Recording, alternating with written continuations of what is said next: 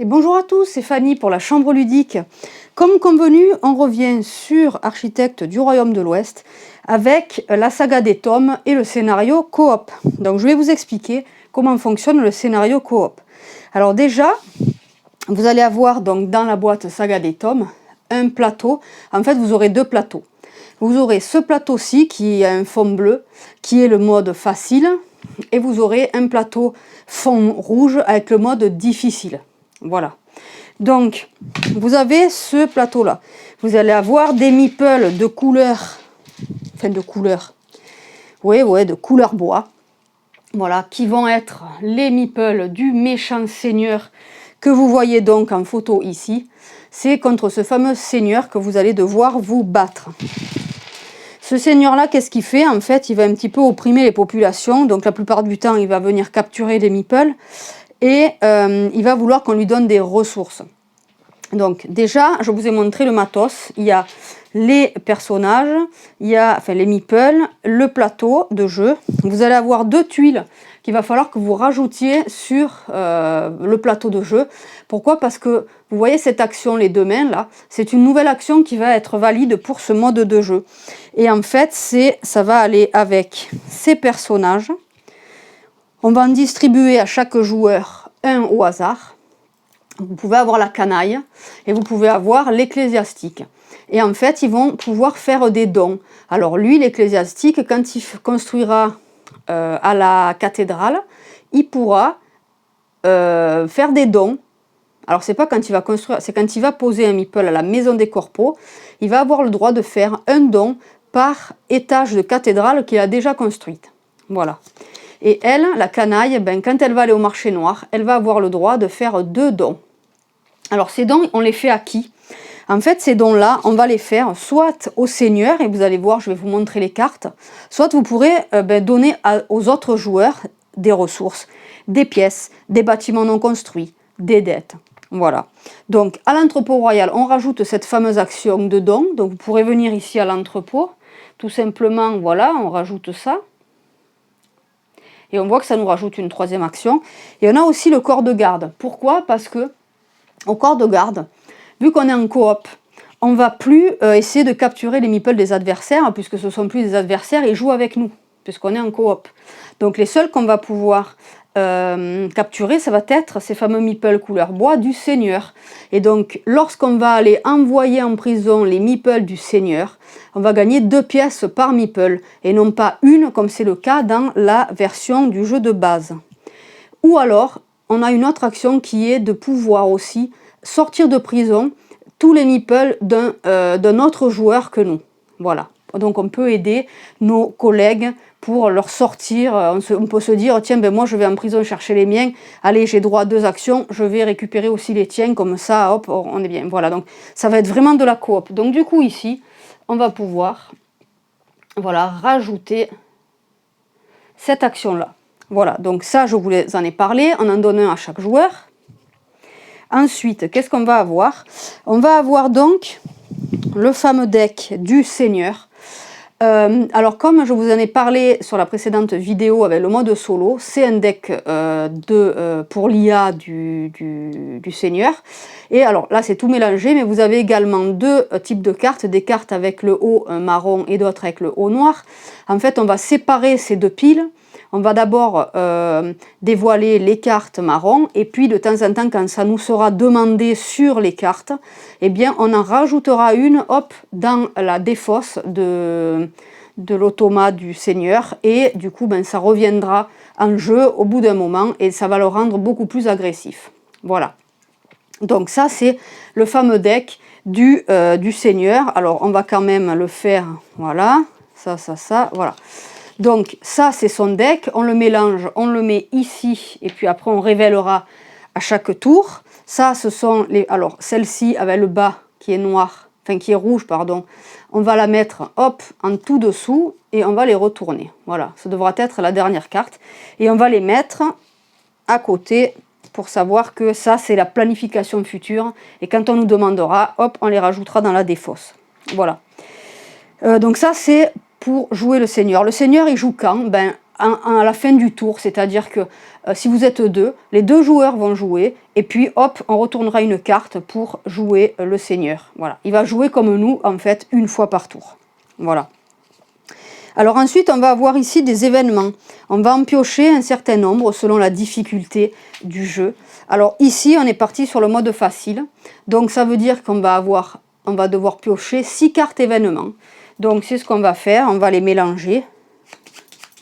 Et on va en garder que 6. 1, 2, 3, 4, 5, 6. Voilà. Ces événements, qu'est-ce que c'est? En fait, c'est des événements, à un moment donné, dans le deck de notre cher seigneur, il va y avoir cette petite cloche qui va nous dire, hop, c'est le moment de retourner un événement. Et je peux vous garantir que les événements, c'est pas de la rigolade. Qu'est-ce qu'on a? On peut avoir, on retourne immédiatement une autre carte du seigneur. Donc, il joue 2 fois. Celle-ci, ça va être, il y a une réinitialisation du marché immédiate. Celle-ci, ça va être, hop, tous les joueurs perdent une vertu. Voilà. Donc il va y avoir plein de cochonneries comme ça. Voilà, tous les joueurs prennent une dette ou perdent de l'argent. Tous les joueurs se défaussent d'un bâtiment. Voilà, donc il peut y avoir plein de choses qui sont très négatives. Et ce qu'il faut savoir, c'est que si à un moment donné, on est censé piocher à nouveau une carte événement et qu'il n'y en a plus de disponible, la partie s'arrête là. Et surtout, on perd 30 points par joueur. Voilà, à la fin de la partie. Autant vous dire que quand vous perdez 30 points, c'est très difficile de pouvoir gagner. Sachant que l'automa, même en version facile, est très difficile. Hein. Voilà. Donc ça, ce sont les événements. Et ensuite, ici, vous avez les demandes du seigneur. Alors ça, c'est des cartes, vous en avez 2 par numéro, de 1, de 2, de 3 et de 4. Et vous allez, en fait, en sélectionner qu'une de chaque, la 3 et la 4. Voilà. Donc là, j'ai tout... qu'est-ce que j'ai fait? 1, 2, 3, 4. Voilà. Donc ça, je les garde. Et je vais les disposer ici en bas. Alors, je vais vérifier qu'on les voit bien. Je vais enlever celle-là, puisque de toute façon... Ok. Donc, au début de la partie, on est comme ça. Est-ce qu'on voit tout? Oui, on les voit. Donc, en fait, au début de la partie, on est comme ça. Qu'est-ce que ça veut dire? Ces cartes, ce sont des demandes du roi. Quand je vous parlais qu'on allait devoir faire des dons, qu'on pouvait faire des dons aux autres joueurs, mais aussi on peut faire des dons au seigneur. Et quand vous faites des dons, vous pouvez en donner un peu à l'un, un peu à l'autre, il n'y a aucun problème. C'est pas je donne tout au seigneur ou je donne tout aux joueurs. Non. Donc, qu'est-ce qu'on voit sur la carte? On voit ici que, à la fin de la partie, si on a pu satisfaire cette demande du roi, tous les joueurs gagnent un point. Si on n'a pas réussi à satisfaire, tous les joueurs perdent 5 points. Mais tous les joueurs, c'est pas qu'un joueur. Hein. Donc ici, on voit qu'à 2 joueurs, il faut donner 6 pièces. Voilà. Et donc, au fur et à mesure, pareil, vous allez avoir notre ville seigneur qui va nous demander, ici, là, focus, ouais, qui va nous demander de retourner une demande du seigneur. Donc là, dès que j'ai ça qui s'est affiché, hop, je tourne la seconde. Et donc au fur et à mesure, on va avoir de plus en plus de choses à donner au seigneur. Ici, c'est des pièces, ici, c'est des dettes retournées. Voilà, bon, et il y aura d'autres choses. Et ce qu'il faut savoir, c'est que si à la fin de la partie, il nous reste des demandes du roi qui ne sont pas retournées, du moins la dernière, eh bien, chaque joueur gagnera 5 points grâce à ça. Voilà. Et c'est pareil pour les événements. Tous les événements qui n'auront pas été retournés sur la partie, eh bien, ça sera 5 points pour chaque joueur. Voilà. Donc, du coup, vous jouez, ou vos coéquipiers jouent, puis c'est lui qui joue en dernier, il arrive, il retourne, et qu'est-ce qu'il fait? Eh bien, tout simplement, là, alors, je vais peut-être vous approcher ça, parce que, voilà. Ici, qu'est-ce qu'on voit? On voit qu'il va envoyer un meeple à l'hôtel de ville. Donc, c'est ce qu'il fait, il envoie un meeple à l'hôtel de ville. Et ici, au bout, il y a une flèche. Cette flèche indique qu'il faut faire cette action. S'il n'y avait pas eu de flèche, comme par exemple, je vais en chercher une où il n'y a pas de flèche. Voilà, par exemple. Bon, en général, elles ont toutes des flèches. Voilà.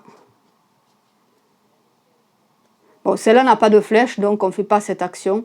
Et celles qui ont des flèches en face, on fait l'action. Donc, on était là-dessus. Hôtel de ville. Donc hôtel de ville, on doit, le seigneur doit capturer 2 ouvriers de chaque joueur par meeple qu'il a déjà à cet emplacement-là.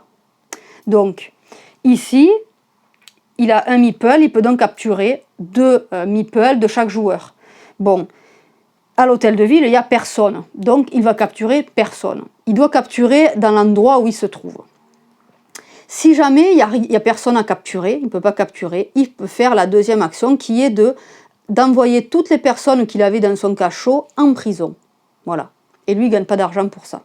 Donc, que ce soit ici ou là, c'est pareil, c'est soit il va capturer des meeples là où il se trouve, soit il va envoyer les meeples qu'il a au cachot en prison.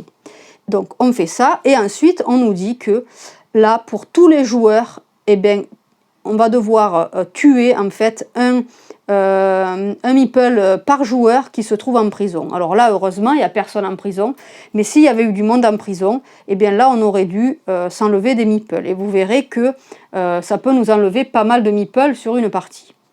Et ensuite, deuxième chose, hop, ordre de priorité. Alors ça, l'ordre de priorité, c'est ici. On nous dit que le seigneur, il doit placer un ouvrier où il y a le plus grand nombre d'ouvriers qui ne sont pas à lui. Et en cas d'égalité, on suit cet ordre et là, il va aller se placer et capturer à l'endroit prévu.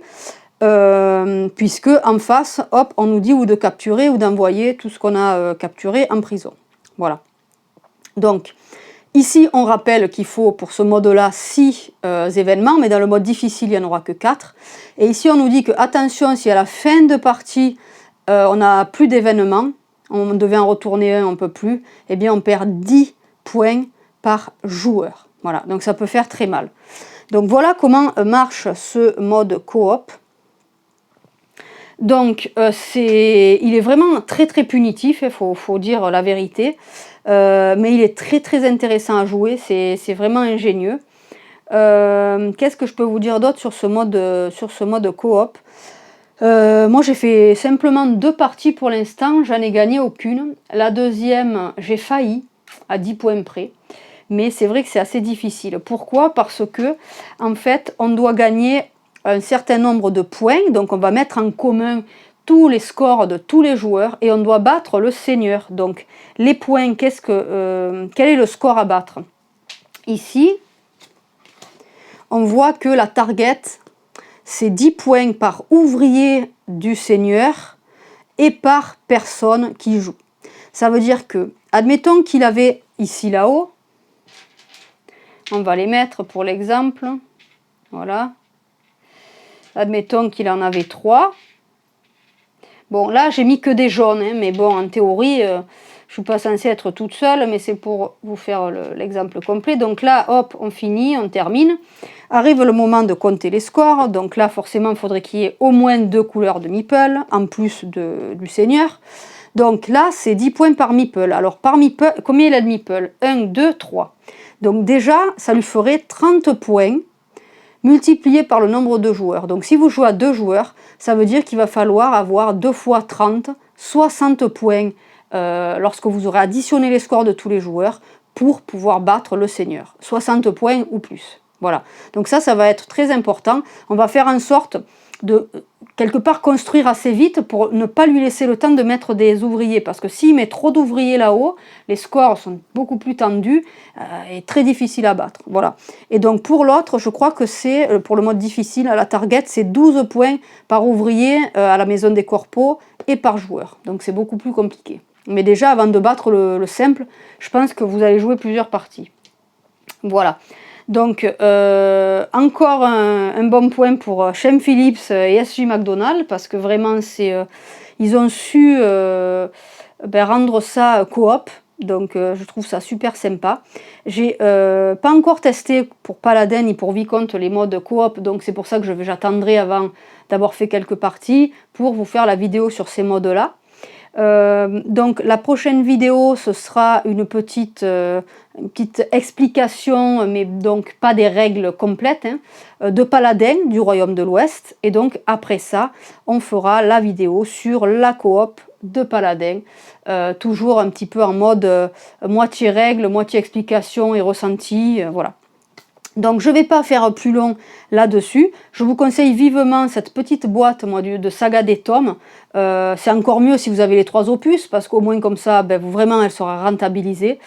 Voilà, et puis elle n'est pas très chère, je ne sais plus, je ne veux pas m'avancer, mais c'est peut-être une vingtaine d'euros, je crois, je ne sais plus trop. Mais voilà, donc c'est vraiment top. Moi je vous la conseille. Je ne fais pas plus long, je vous dis à très vite. C'était Fanny sur la Chambre Ludique. Bye bye.